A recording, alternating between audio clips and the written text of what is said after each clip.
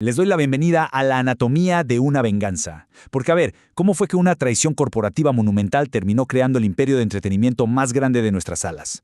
Para la comunidad apasionada por los videojuegos, esta es una historia que francamente va muchísimo más allá de los circuitos, los cables y el plástico. En este análisis vamos a explorar a fondo cómo una idea para ser un simple accesorio periférico evolucionó hasta convertirse en este titán absoluto que hoy dicta las reglas de la cultura pop y define el rumbo de una industria multimillonaria. ¡Empecemos! O sea, el origen de todo esto es puro drama corporativo nivel película. A principios de los 90, Sony y Nintendo trabajaban súper de la mano para crear un lector de CD para la todopoderosa Super Nintendo. Pero en pleno evento CES de 1991 ocurrió una ruptura histórica. Nintendo abandonó el trato públicamente para aliarse con Philips, uno de los mayores rivales de Sony en ese entonces. Esa humillación global fue la chispa que encendió todo.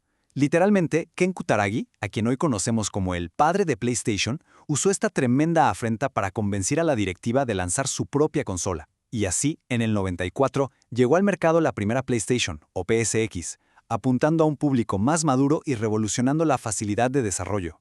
Y aquí hay una ironía brutal que es puro oro histórico.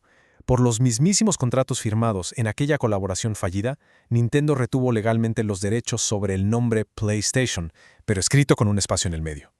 Una locura legal, ¿no? Bueno, esta insólita barrera fue exactamente lo que obligó a Sony a fusionar ambas palabras. Y así, sin querer, crearon la icónica marca global, unificada e inconfundible que domina el mundo hoy en día. A partir de ahí, la progresión en el tiempo es sencillamente fulminante. Desde la irrupción inicial en el 94, la marca no dio ni un segundo de tregua. El año 2000 consolidó el monopolio absoluto, 2006 trajo lecciones sumamente amargas que casi les cuestan el imperio, 2013 marcó el glorioso regreso al trono y 2020 cimentó el dominio de la generación actual.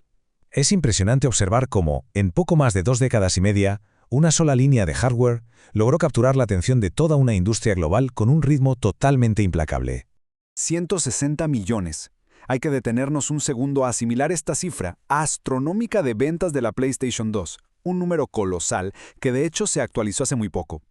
¿Cuál fue el secreto para convertirse en un fenómeno cultural imbatible? Bueno, no fue solamente tener un catálogo de juegos que parecía infinito. El verdadero gancho maestro fue que la PS2 era el reproductor de películas en DVD más económico de toda su época. Una visión estratégica brillante, apoderarse por completo del centro de entretenimiento de la familia, no solo del cuarto de juegos.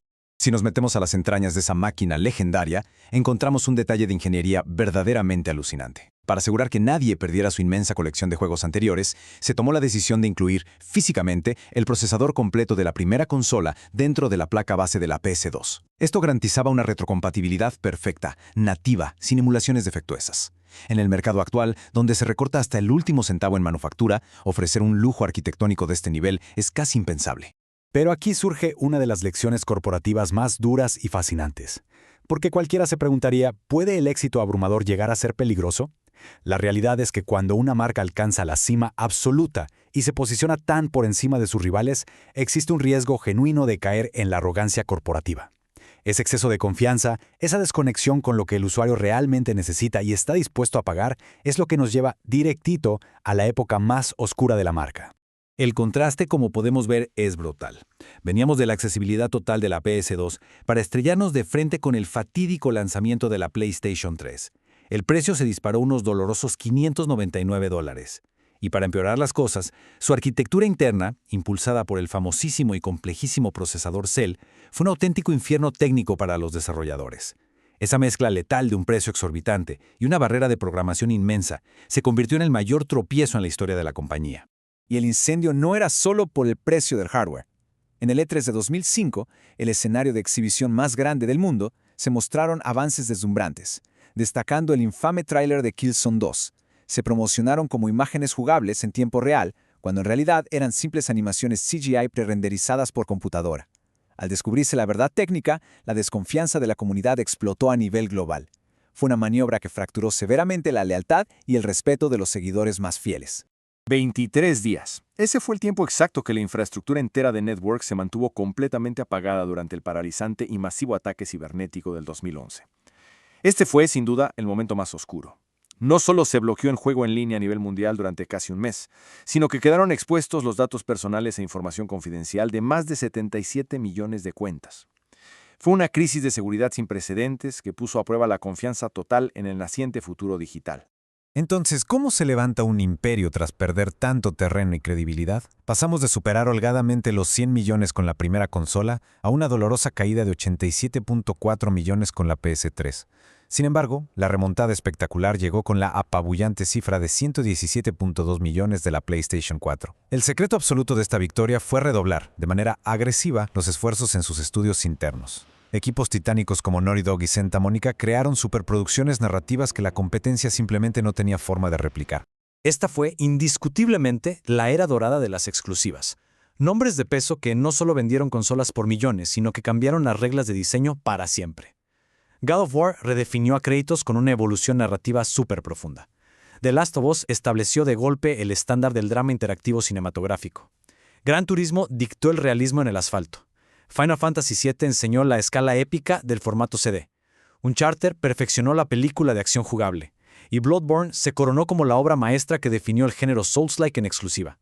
Puros pesos pesados. Y hablando de diseño, hay una genialidad icónica de la que muy pocos hablan a profundidad. Todos reconocemos instantáneamente estas 4 figuras geométricas en el mando, pero su creador, Teiju Goto, les dio un propósito filosófico estricto. El círculo y la X representan directamente las decisiones de sí y no. El triángulo apunta hacia arriba, simbolizando la cabeza y el punto de vista del jugador en 3D. Y el cuadrado, curiosamente, simula un papel, simbolizando los menús o documentos del juego. Un diseño industrial brillante y verdaderamente atemporal. Claro que en esta historia no todo ha sido miel sobre hojuelas. Al explorar el mercado portátil nos topamos de frente con la Vita. Aunque es una pieza de hardware excepcionalmente amada por su nicho, comercialmente fue un tropiezo severo, alcanzando apenas 16 millones de unidades vendidas. Si comparamos esto con los colosales 80 millones de ventas de su predecesora, la legendaria PSP, queda clarísimo que las reglas del consumo móvil ya habían cambiado para siempre a favor de los teléfonos inteligentes. Hoy en día existe una fuerte tensión divisoria en la comunidad y es importante analizarla objetivamente. En un extremo perdura el amor por la identidad clásica, estudios creando joyas magistrales para un solo jugador. En el extremo opuesto nos topamos con la dura realidad corporativa reciente, cierres inmensamente dolorosos de equipos creativos icónicos como Japan Studio y severas oleadas de despidos en 2024 y 2025. Es una transición muy controversial que prioriza el impulso de los juegos como servicio por encima de la fórmula tradicional. Y esta constante fricción comunitaria se refleja directamente en el panorama del hardware actual. La revelación de la PS5 Pro a finales de 2024 encendió un acalorado debate casi de inmediato. La frustración general no gira en torno a la enorme potencia de la máquina, sino a la decisión corporativa de lanzar una consola a un precio bastante elevado, eliminando de fábrica componentes físicos esenciales como el lector de discos o incluso excluyendo la base vertical. Es el eterno y complicado choque entre buscar el máximo rendimiento técnico y mantener la accesibilidad justa para el consumidor.